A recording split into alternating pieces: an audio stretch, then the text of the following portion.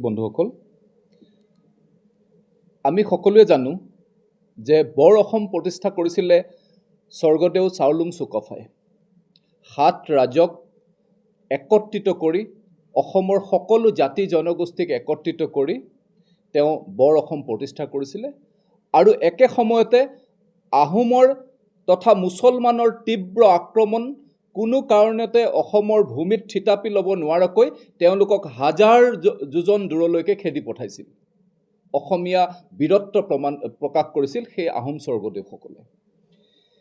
একে সময়তে শ্ৰীমন্ত শংকৰদেৱ গুৰুজনাই বৰ অসম প্ৰতিষ্ঠা কৰিছিল।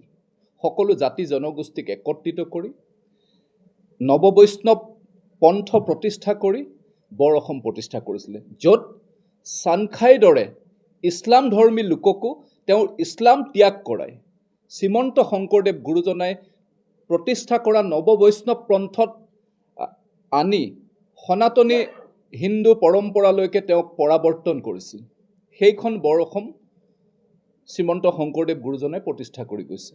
কিন্তু কংগ্ৰেছ সভাপতি গৌৰৱ গগৈয়ে এখন নতুন বৰ অসম প্ৰতিষ্ঠা কৰিবৰ কাৰণে যাত্ৰা আৰম্ভ কৰিছে। সেই যাত্ৰা 11 জানুৱাৰী 2026 চনত ৰেজাউল কৰিম চৰকাৰৰ কংগ্ৰেছৰ মঞ্চৰ পৰা দিয়া সেই হুংকাৰ, এই হুংকাৰৰ দ্বাৰা প্ৰেৰণা পাইছে গৌৰৱ গগৈ ডাঙৰীয়াই। এই হুংকাৰ দিছিল, ৰেজাউল কৰিমে হুংকাৰ দিছিল যে শিৱসাগৰক ধুবুৰী বনাম, তিনিচুকীয়াক ধুবুৰী বনাম, অৰ্থাৎ খিলঞ্জীয়া অধ্যাদূষিত অঞ্চলসমূহত ধুবুৰীৰ পৰা মিয়া আনি তাত মিয়া অধ্যাদূষিত অঞ্চললৈকে ৰূপান্তৰিত কৰিম, এই হুংকাৰ ৰেজাউল কৰিমে দিছিল।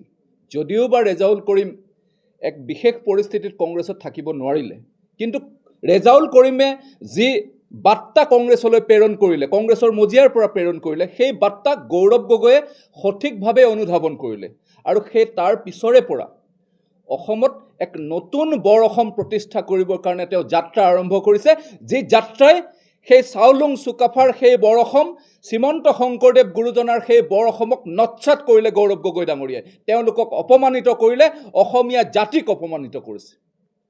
গতিকে ভাৰতীয় জনতা পাৰ্টীয়ে গৌৰৱ গগৈ ডাঙৰীয়াৰ যি প্ৰচেষ্টা, অসমক মিয়া অধ্যাদূষিত অঞ্চল হিচাপে পৰিৱৰ্তন কৰিবৰ কাৰণে যি তেওঁৰ প্ৰচেষ্টা, কংগ্ৰেছৰ যি দীৰ্ঘদিনীয়া প্ৰচেষ্টা, তেওঁ পুনৰবাৰ তেওঁ সেনাপতি হিচাপে তাক আগুৱাই লৈ যাবলৈ চেষ্টা কৰিছে, তাক ভাৰতীয় জনতা পাৰ্টীয়ে